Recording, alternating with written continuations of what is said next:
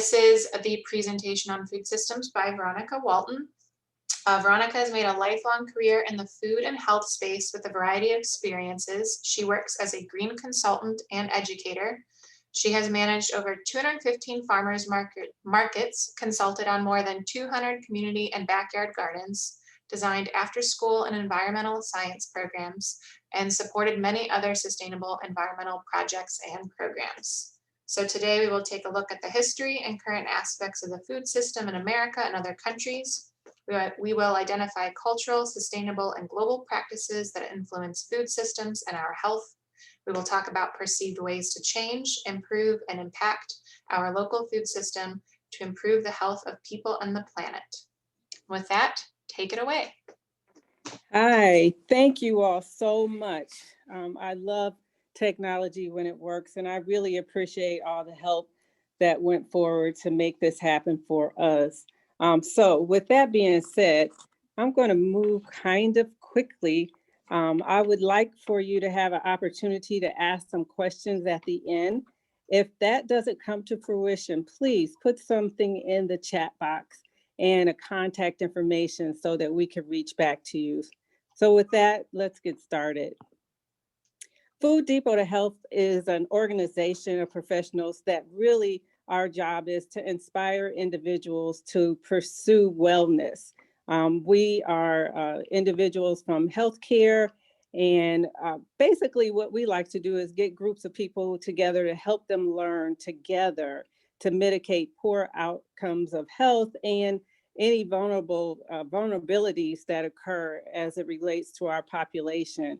Those vulnerabilities could occur because of climate change and disastrous like weather. So we speak to that as it relates to food and health. Our vision is for communities to no longer have lifestyle-based health disparities. What that really means is that we don't want to have to be the one to check the box because our lifestyles don't match up to good, healthy practices. So we really talk a lot about healthy practices. And we all know in the room that some of those practices are directly connected to our outdoors lives.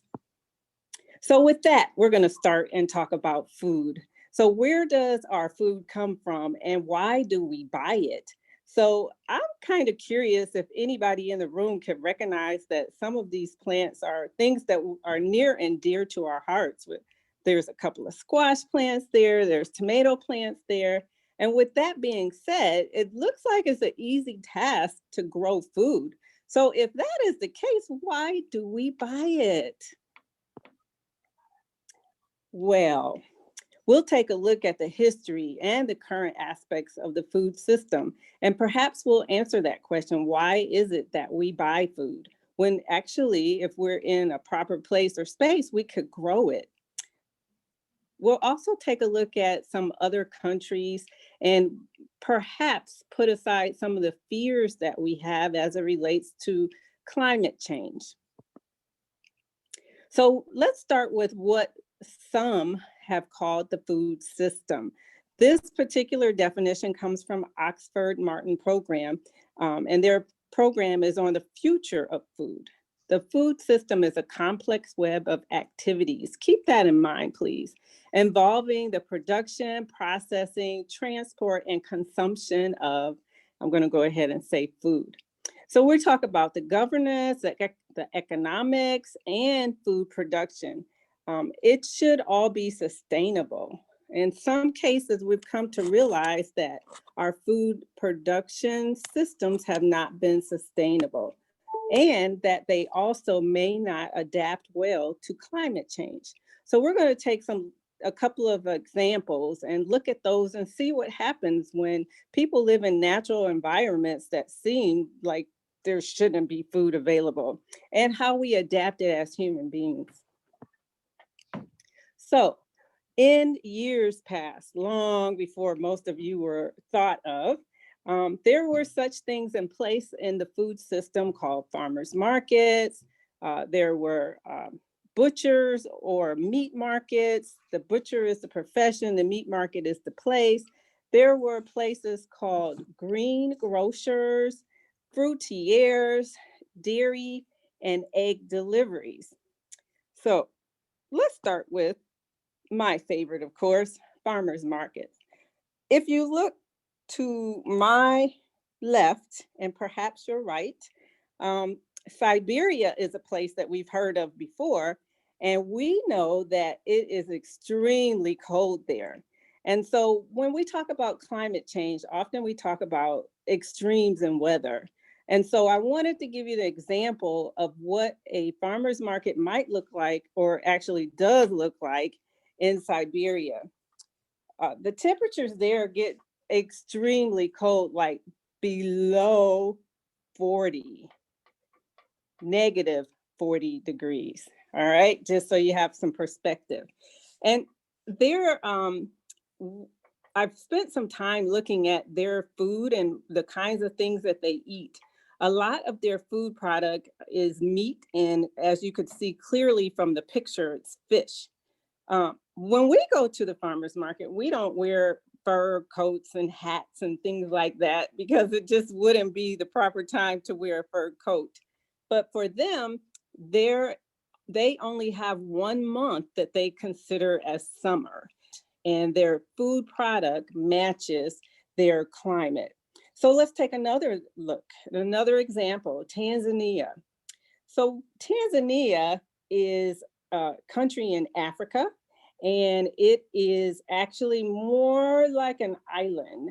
Um, if you look at the difference in the food types from one place to the other, you'll see that they are extremely different. There's more fruit and vegetables available, and they probably are near to water, so they could actually get their own fish and meats and things will be available, but their main source for their table is going to be the fruits and vegetables. Let's move on. So with that being said, farmers markets are usually places where people gather with their local ingredients. So it represents the landscape, if you will, of that particular area. So I chose Cuba as another example of how the people that live in an area gather together to share the food that is close to them, the food that's not necessarily imported to them. The reason why I chose Cuba is because they did something that was considered outlandish, like who would do this? They actually took some responsibility for their own land and their own food system. In January 1959, there were documents signed that kind of enacted some laws that say that they are pretty much going to grow their own food. And because they had been disconnected from other countries, the food that they grew was going to be their sustenance. So with that being said, sometimes there are cultures, individual groups of people that are solely responsible for their food source without export or import. And in this case, Cuba has been doing that now for 60 years. So again, if the landscape changes, and I mean the political landscape, if it changes and we become responsible for our own food source, we have an example that says, we got this, we can do it. Let's move on. So as it relates to Ohio and Cleveland in particular, there are lots of farmers markets in our area. We actually are known for having one of the largest concentrations of local farmers markets in our state. Another one that ranks kind of high is Virginia. So with that being said, we know that we live in an urban environment, and yet there are still numerous farmers markets available. So the reason why that exists is because our government is viewed more as a regional government. We have cities, we have suburbs, we have the extensions to suburbs into the rural environment, and all within 25 minutes of time, some up to an hour. We consider that local food here in this region. With that being said, our climate varies sometimes from one street to the other, but it also could vary from, let's say, Chesterland to downtown Cleveland, maybe 10 to 15 degrees. So as it relates to the climate, Northeast Ohio is getting warmer. So the places that are a little cooler, Chesterland compared to Cleveland, and even the more southern parts of Ohio, as they change, the crops can actually change. The crop selection, the availability of the crops, but because we are in close geographic, what shall I say? Since we are close geographically, we can have some shared crops. We can have shared resources. Now, as it relates to the urban environment, their picture of League Park Marketplace is my farmer's market. It's a very small space, but it lends itself to another part of the food system, which is the economic piece. So there's the land piece of the food system. There's the economic piece of the food system. There's the large production part of the food system. And we are taking a look at all of those parts and pieces as it relates to climate. So in Ohio and in Cleveland, Northeast Ohio, there are more makers, value-added products. Value-added products are products that are developed from a crop or from multiple fruits and vegetables. So there's more of that at a farmer's market than it is the actual produce because of the urban environment. Those are all good things. So historically, though, when people went to shop, they went to a farmer's market or they went to a meat market. And remember our list, there are a few other places and spaces that they went to. I want to share a story with you, and because we're also talking about economics with this guy from Virginia who started out as a butcher, and he is now a multi-million-dollar, multi-millionaire. So what he did was really phenomenal. He spent about 26 years developing a skill as a butcher. And so as it relates to the food system, there are multiple skills that can be attained. And if you start with one skill, that does not necessarily mean that you finish with just that skill. That's called adapting. That's called changing with the environment. And so that is what this young man did. I'm going to read a little bit of his bio just to kind of help us understand what a dramatic example this is. Let's see. He started the Uncle Nick's Premium Retail Store in 2015. He was an investor. He invested $900,000 to buy Miller's Meat. So what he did was he purchased a meat processing plant. So he started a little bit higher up in the food system, which is considered like the manufacturing part of the food system. So he bought a meat processing plant. He started to sell the meat wholesale. That's another part of the food system. And he sold it to distributors, and the distributors sold it to retail. So he did that for a couple of years. In 2016, he opened a Uncle Nick's store. It was a business. So in that location, it was set up more like a retail store. So you see, we have like the manufacturing portion, we have the wholesale, we have the distribution. So all of those things are considered part of the food system. Not only did he engage in that part of the food system, he also opened a restaurant. So he took $30,000 of his money and invested it into what he calls an eatery. He is catering to his neighborhood and his culture by providing soul food in various neighborhoods. So let's take a very good look at what this gentleman did. He really captured a large portion of the food system by starting once with the trade of a butcher, then buying the manufacturing, and then after buying the manufacturing, using it to distribute, then using it as retail, and now he has a restaurant.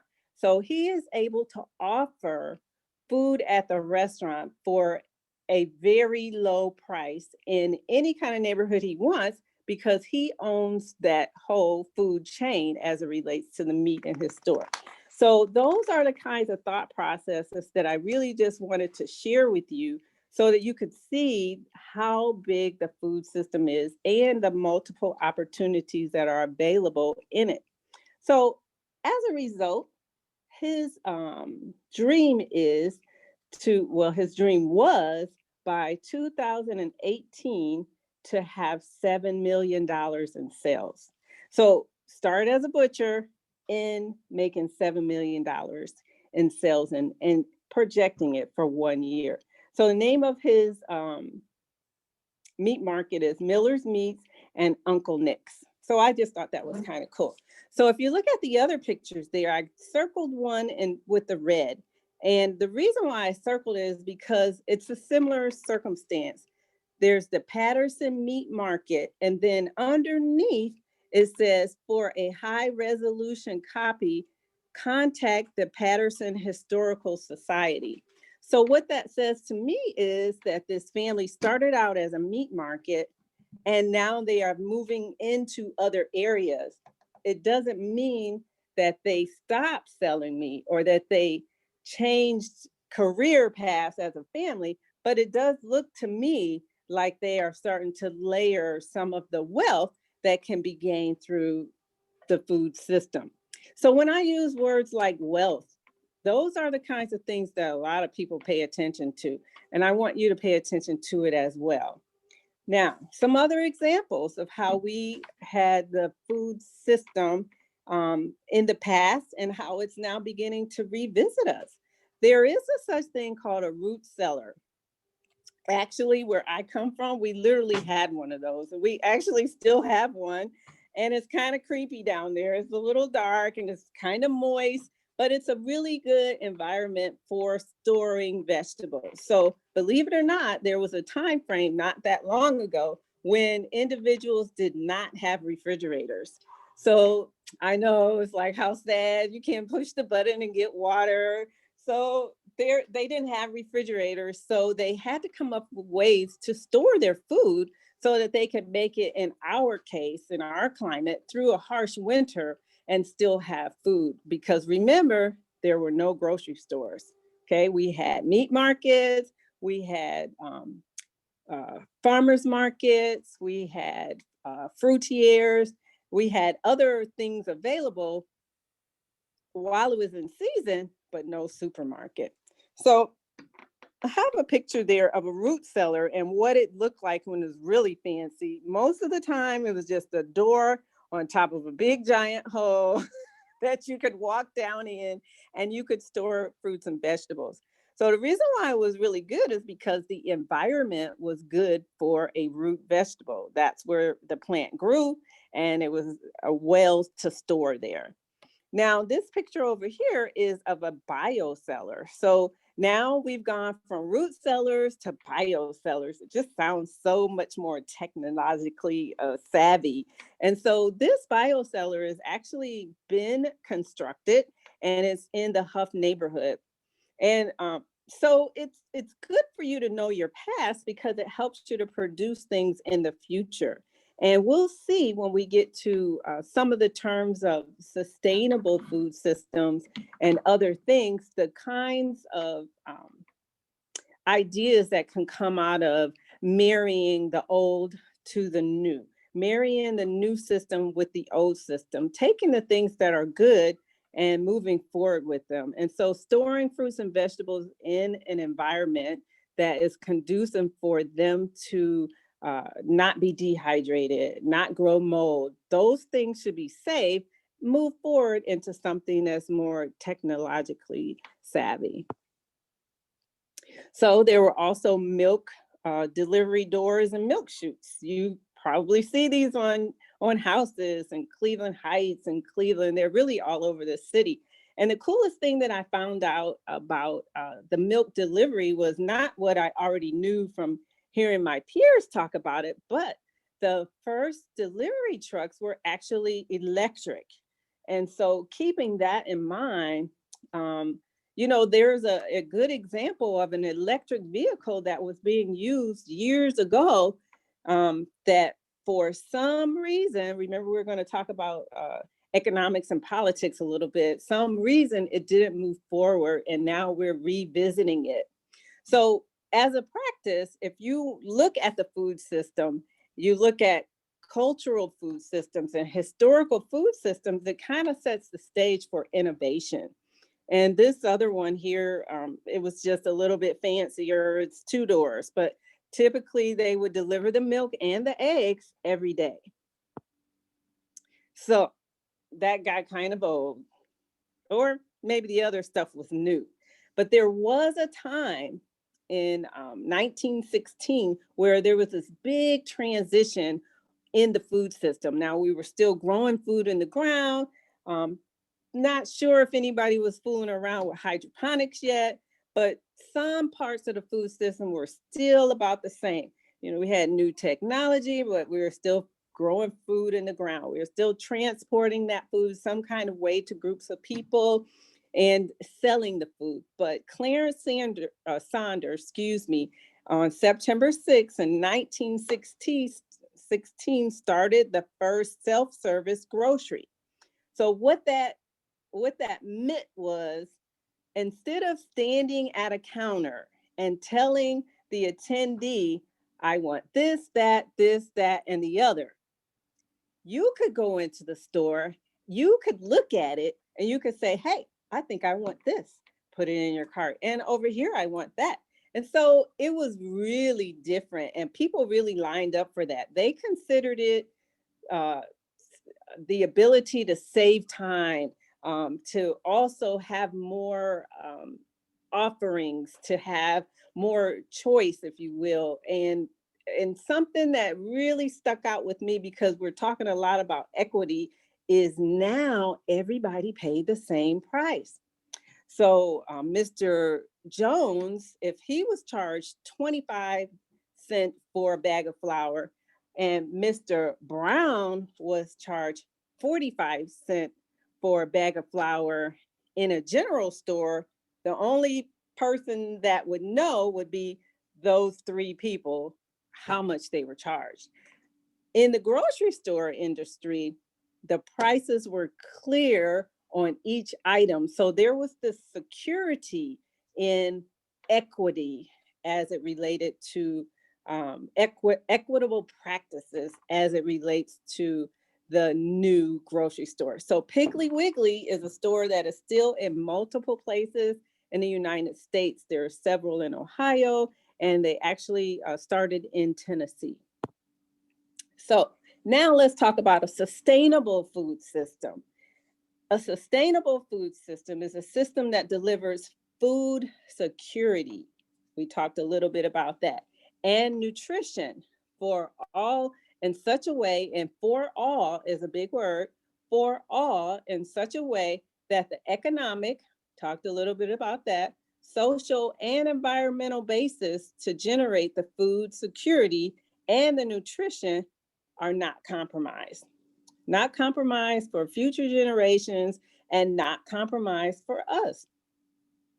So let's move on and see if we can identify something in the newer system that helps to make it more sustainable. And I charge you.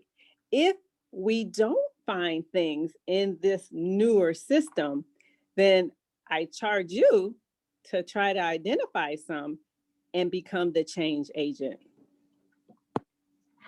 So, industrialized agriculture. I'm going to give you a few definitions and a few examples of some things so that as you make your observations on change, you have some information. So, monoculture. Once we went from the small farm to the large farm, if you had 1,000 acres, you wouldn't plant 5 acres of green beans, 5 acres of potatoes, 2 acres of squash. You would plant 1,000 acres of corn. And the system that was created would actually make room for you to feed into it.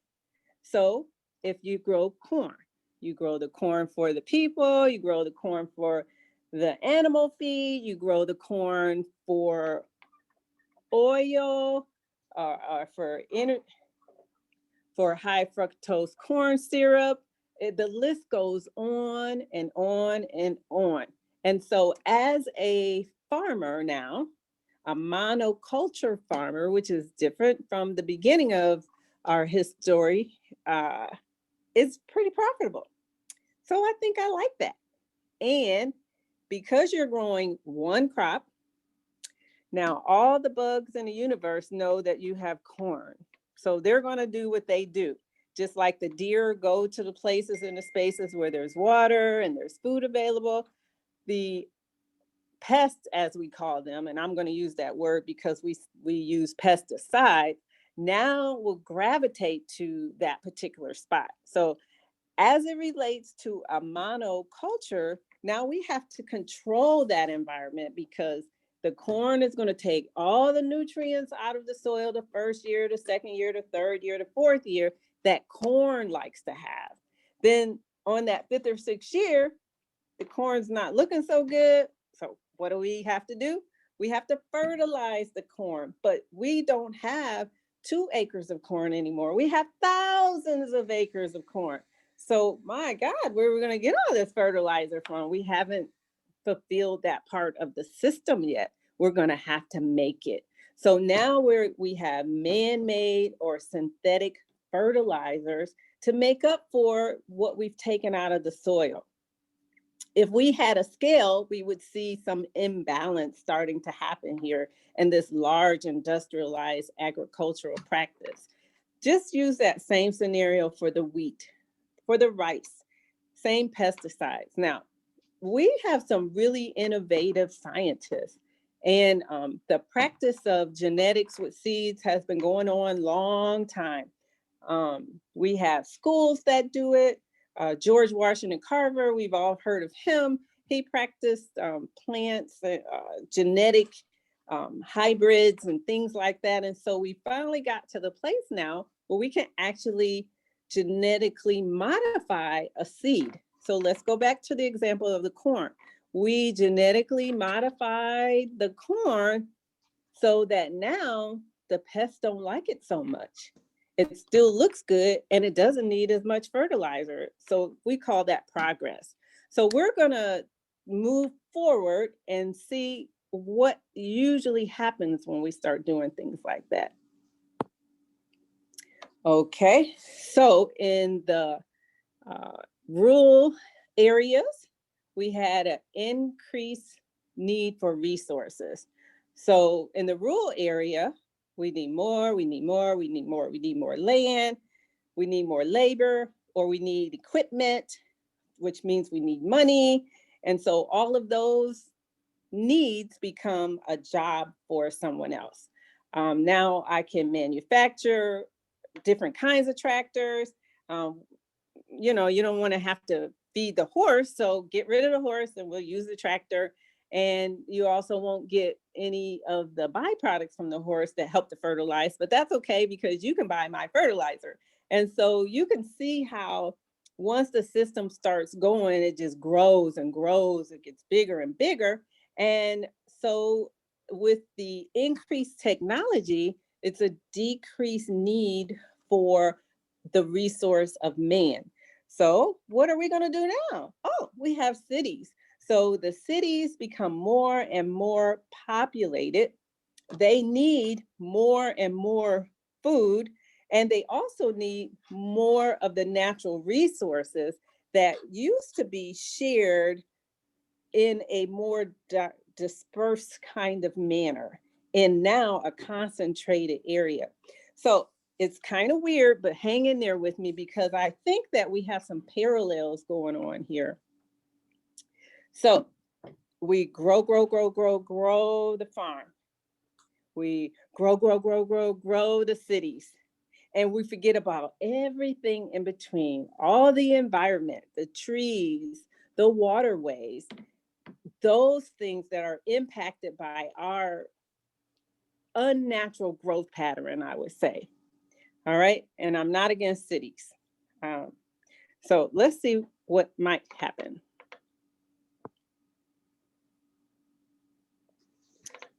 We would have to take a few steps back. Are we educated? Do we know about ways that we can actually improve our systems in an equitable way? Are there others that are doing this kind of thing? Who are they? Where are they? And how can I be connected? So I would say to you that one of the better ways to impact the system is to learn as much as you can from those that have gone before you, taking a look at history, those that think like you do, that have shared desires and needs, your culture, those that are actually working in the system. If someone is involved in a system, it's easier to see gaps in a system. If you care about a system, it's easier for you to address the gaps. So if you're educated and informed, there are places and spaces that you can go to that will give you information. And so there are videos, all sources of media. Rule of thumb, when you're trying to get facts, stay with education and institutions that are connected to education. So for that reason, we have on the list the Ohio Department of Agriculture. We have Ohio State Extension. We have soil and water conservation districts.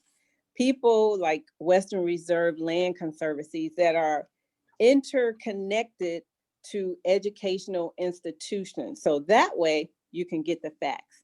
Let's look at the list a little bit more in depth. The FS6 Food System is an organization that has started to gather entrepreneurs that are interested in the food system. They meet with them. It's almost like a business coach, coaching sessions, workshops. Meet with them, talk about innovations, talk about collaborations, and their focus is trying to get different entrepreneurs connected to the food system in a way that's sustainable for people and for the environment. All right. And then on the other side, connecting with existing organizations, we talked about money. Sometimes when you are in a system, the resources that are needed to sustain your idea for change is going to require someone else's input. So for that reason, we have leaders that are in the Cleveland area, the Black Environmental Leader Group, that are making themselves more known and available for assisting individuals as it relates to educating them in the environmental world.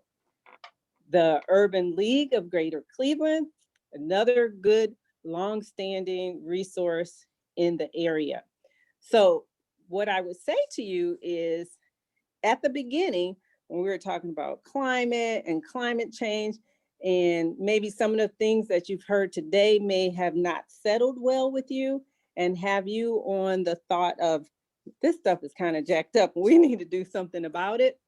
I just want you to step back and think about the fact that we usually, and what it looked like to me, always adapt. If you could live in Siberia because you had to live in Siberia, you could live in Siberia.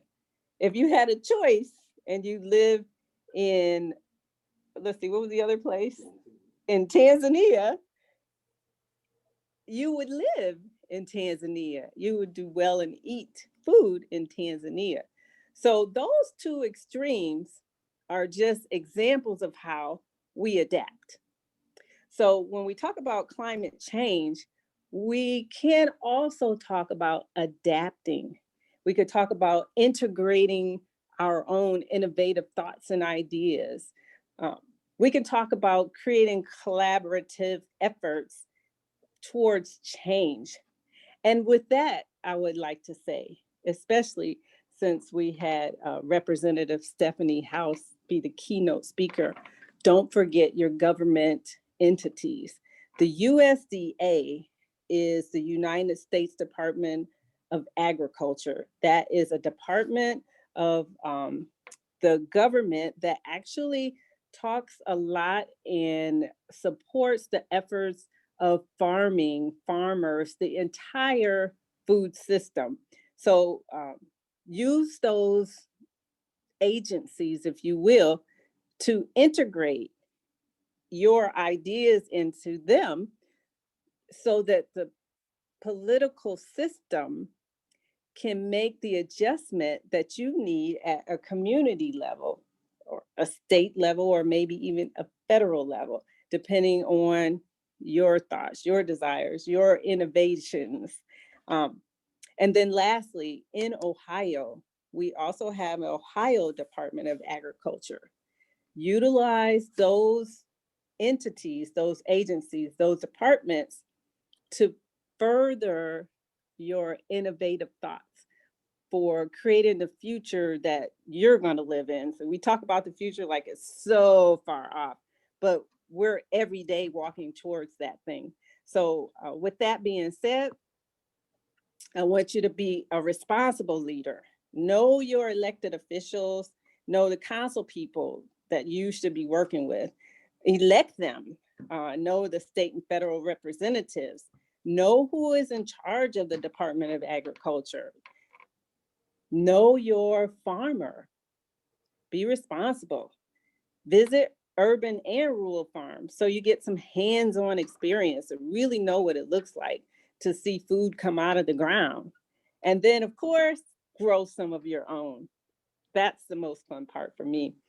I think that having heard a lot about the food system, I know that you guys heard about composting, you've heard all kinds of things today about the harmony of the environment. Don't forget yourselves. You're a part of that ecosystem, and you're also responsible for your part of that ecosystem. So I've talked really fast. I want to thank you for being patient and waiting for our technology to get organized and be together. And I also want you to enjoy the rest of your day.